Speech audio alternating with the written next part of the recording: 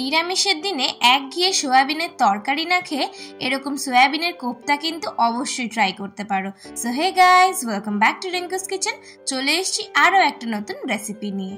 তো সয়াবিনের কোপ্তা বানানোর জন্য প্রথমেই কিন্তু সয়াবিনটাকে ভালো করে নুন দিয়ে সেদ্ধ করে নিয়েছি। দিয়ে সয়াবিনটাকে ঠান্ডা করে মিক্সির মধ্যে ভালো করে পেস্ট করে নিয়েছি। এবার এর মধ্যে সেদ্ধ আলুটাকে গ্রেট করে দিয়েছি। তারপর এর মধ্যে দিয়ে দিয়েছি আদা বাটা, ধনে গুঁড়ো, জিরে গুঁড়ো, লঙ্কার গুঁড়ো, লবণ আর চিনি। এবার সব কিছুকে ভালো করে একটু মেখে নেব। সয়াবিনের সাথে সেদ্ধ করা আলু আর সব মশলাগুলো ভালো করে মাখা হয়ে গেলে এর মধ্যে দিয়ে দিচ্ছি বেসন, কারণ বেসনটা ব্যবহার করলে সয়াবিনের কোপ্তাগুলো ভাজার সময় কিন্তু একটুও ছেড়ে যাবে না। দিয়ে একটা বলের শেপ দিয়ে নেব। তোমরা চাইলে কিন্তু যে কোনো শেপে এগুলোকে করতে পারো। আর তোমরা অবশ্যই কোফতাগুলো প্রথমে ভাজার সময় কিন্তু একদম হাই ফ্লেমে ভাজবে, নইলে কিন্তু কোফতাগুলো ছেড়ে যেতে পারে। একবার কোফতাটা শক্ত হয়ে যাওয়ার পর এটাকে লো ফ্লেমে একটু ভেজে নেবে, কারণ সয়াবিনগুলো কিন্তু অলরেডি সেদ্ধ করাই আছে।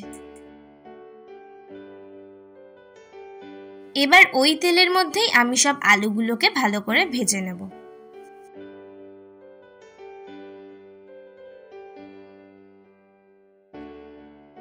আলুগুলোকে মোটামুটি 70 to 80% ভাজা হয়ে গেলে এবার ওই তেলের মধ্যেই ফোড়নে দিয়ে দিচ্ছি গোটা জিরে আর শুকনো লঙ্কা। দিয়ে সব কিছুকে একটু ভালো করে মিশিয়ে নেব যাতে ফ্লেভারটা চলে আসে। তারপর এর মধ্যে দিয়ে দেবো টমেটো। দিয়ে কিছুক্ষণ পর টমেটোটা সেদ্ধ হয়ে গেলে এর মধ্যে দিয়ে দেবো আদা বাটা আর কাঁচা লঙ্কা বাটা। আদা দেওয়ার পর কিন্তু খুব বেশি কষানোর কোনো দরকার নেই, তাই আদাটাকে জাস্ট একটু কষিয়ে নিয়েই এর মধ্যে দিয়ে দেবো কোরানো নারকেল। তোমরা চাইলে নারকেলগুলোকে ছোট ছোট করে কেটেও এর মধ্যে দিতে পারো।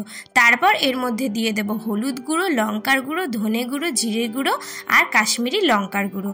দিয়ে এর সাথে দিয়ে দেবো একটু জল, যাতে মশলাটা একটুও পুড়ে না যায়। আর হ্যাঁ, তোমরা কিন্তু ঠিক এই স্টেপে লবণটাও অ্যাড করে দিতে পারো, কারণ আমি লবণটা অ্যাড করতে ভুলে গেছিলাম। এবার মশলা থেকে যখন এরকম তেল ছাড়বে ঠিক এই স্টেপে এর মধ্যে দিয়ে দেব উষ্ণ গরম জল। উষ্ণ গরম জলটা এখানে ব্যবহার করলাম যাতে মশলাটা তাড়াতাড়ি কুক হয়ে যায়। জলটা এবার ফুটে আসলেই এর মধ্যে দিয়ে দেব আগের থেকে ভেজে রাখা আলু। আর এই স্টেপে আমি আরও একটু জল অ্যাড করলাম, কারণ আমি একটু গ্রেভিটা বাড়াতে চাইছিলাম। তোমরা চাইলে কিন্তু জলটা নাও অ্যাড করতে পারো। এবার সব শেষে এর মধ্যে দিয়ে দিচ্ছি আগের থেকে ভেজে রাখা কোফতা। কোফতা কিন্তু সবার শেষে ব্যবহার করছি, তার কারণ কোফতা দিয়ে কিন্তু বেশিক্ষণ ফোটানো যাবে না, তাহলে কিন্তু কোফতাগুলো ভেঙে যেতে পারে। তো তোমরা বাড়িতে অবশ্যই একবার ট্রাই করো। ভিডিওটা ভালো লাগলে অবশ্যই লাইক আর সাবস্ক্রাইব করো। Thanks for watching.